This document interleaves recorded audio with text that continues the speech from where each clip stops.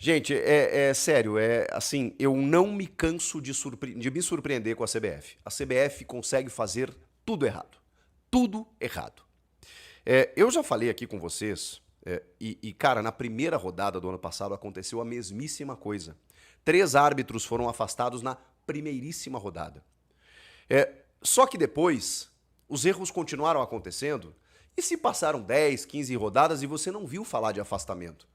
Foi acontecer lá na 30ª tanta rodada. Então qual é o critério? O que que passa? O que que passa essa medida para a equipe de arbitragem? Caramba, eu não posso errar. Porque se eu errar, eu vou ser fritado, jogado aos leões, e eu não estou aqui para defender a arbitragem, para dizer que eles não merecem punições até, ou sanções, ou cobranças, mas aprendizados. Eu defendo punições educativas. Não adianta nada. Você não dá estrutura para a arbitragem hoje, porque a CBF entende como um custo, e na minha opinião não é custo, é investimento, mas a CBF entende como custo, a arbitragem custa, não é prioridade, nunca foi da CBF resolver o problema. Tá? E parabéns às federações e aos clubes que aclamaram o Edinaldo Rodrigues como chefe do futebol brasileiro, mesmo com tantas denúncias e coisas acontecendo aí. Pois é mais um que está lá no poder, preocupado com o poder e não em resolver o problema. E agora, assim como acontecera na primeira rodada do ano passado, na segunda rodada, a CBF anuncia o afastamento de 2 equipes de arbitragem. Esses profissionais, eles irão se apresentar no campo do Clube da Aeronáutica, no Centro de Excelência da Arbitragem Brasileira no Rio de Janeiro. Eles vão usar jogadores da base, né, dos clubes cariocas, para poder simular lances de arbitragem, e que isso faz parte do projeto de profissionalização da categoria. É uma cruzada aí do presidente da CBF, mas eu não estou vendo medidas na prática em relação a isso, tá? A arbitragem de Sport e Palmeiras, tá? Que teve o Bruno Arleu de Araújo, que já foi afastado, já foi pra geladeira 150 vezes e voltou. Ensinaram para ele como que deve ser feito. Houve uma renovação para que a gente não dependesse mais de um árbitro que daqui a pouco realmente não tem condições de apitar, mas aí ele segue apitando na Série A como um dos principais do quadro. Tá bem. Essas são questões. Os assistentes também, tá? Ele afastou todo mundo. Mas peraí, aquele erro ali, se é que eles afastaram pelo erro do pênalti marcado do Matheus Alexandre e no Rafael Veiga, ele é dos assistentes também? Por que eles colocam todo mundo no bolo? Porque ele não salva o árbitro, sendo que tem o VAR pra isso? Sendo que tem um contato, eu acho que não foi pênalti, tá? Mas tem um contato, então a tendência é o VAR respeitar a decisão de campo. Aí, bom, pega o clamor popular, né? Aquela reclamação, bota esse nome aqui pra gente dar uma resposta. O Bruno Arleu de Araújo, os assistentes Rodrigo Figueiredo Henrique, do Rio de Janeiro, e o Thiago Henrique Neto, também do Rio. O quarto árbitro, o Afro Rocha de Carvalho, da Paraíba. O VAR, Rodrigo Nunes de Sá, do Rio. E o AVAR de Hugo Carvalho Silva, do Rio. Tá, todo mundo, foi todo mundo. E aí, gente, agora veio o pior. A CBF afasta Marcelo de Lima Henrique, que apitou Internacional e Cruzeiro.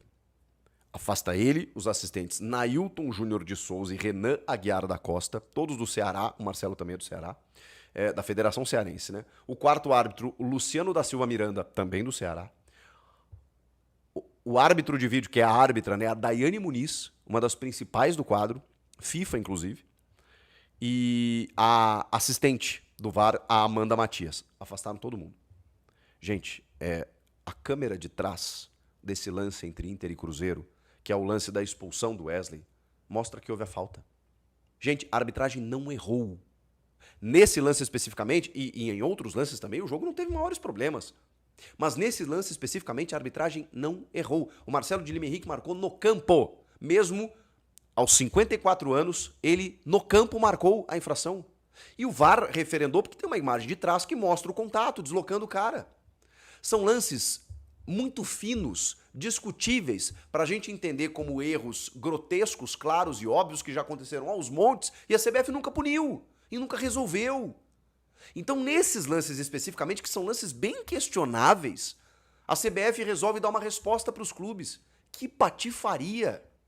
E aí eu pergunto, e o senhor Anderson Daronco, que fez uma pataquada na Neoquímica Arena no sábado, juntamente de toda a sua equipe, que anulou um gol legítimo do Corinthians, pelo menos um. O do Matheus Bidu eu reconheço que tinha que ter sido anulado.